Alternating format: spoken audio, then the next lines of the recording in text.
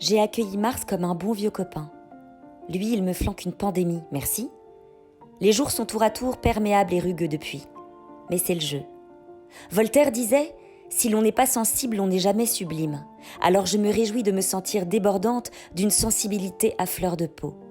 À chaque geste solidaire, à chaque pas des uns vers les autres, je sens l'émotion me capturer et me chahuter jusqu'à me tirer des larmes de bonheur.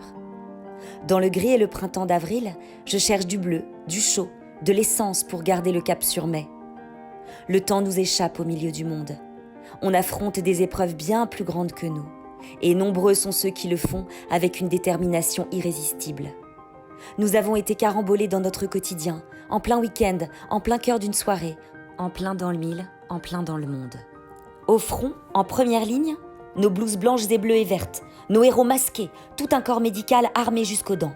Ils n'abandonnent jamais, même avec des boucliers parfois dignes de jouets d'enfants. Ils se battent contre le méchant virus.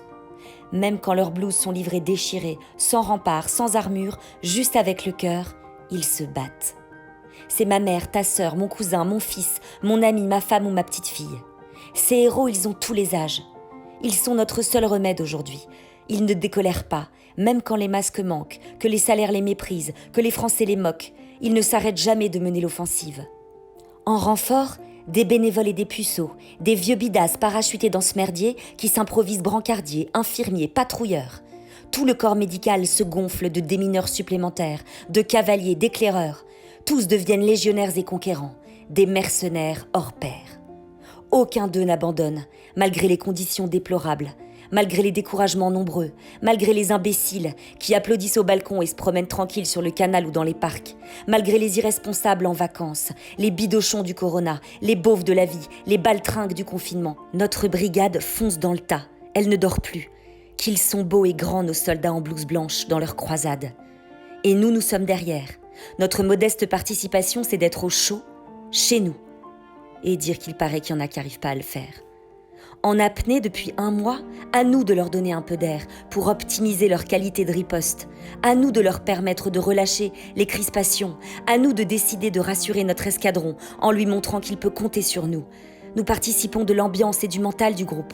Nous devons faire résonner une belle musique pour qu'ils opèrent en confiance. Nous devons faire entendre nos voix dans leur quotidien maussade et terne.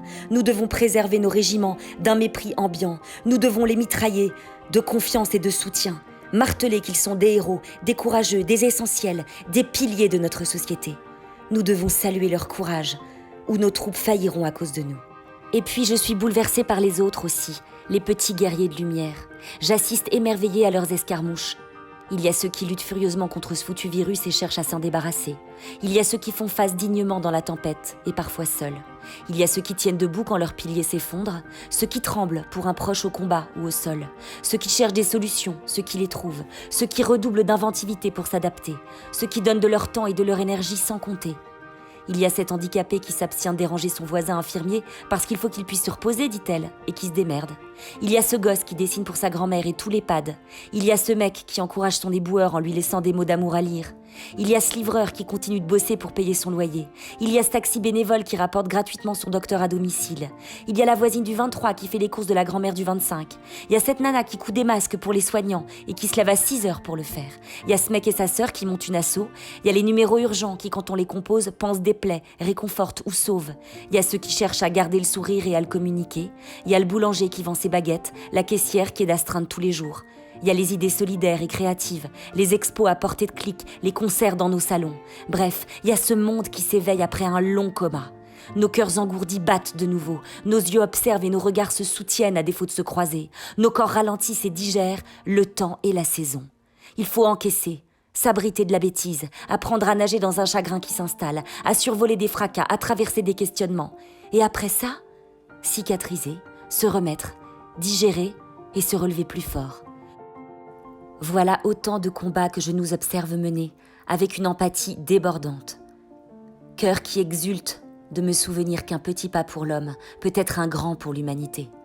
Certes, nous ne sommes que des hommes, on marche souvent de traviole, et mon cœur danse de voir que tour à tour, incompris, avachis, éclopés, bossus, asthmatiques, champions ou rois, malmenés ou brassés, peu importe, nous arrivons parfois à faire sortir du beau et du bon, J'ai envie d'habiller mars, avril et mai en tenue de gala.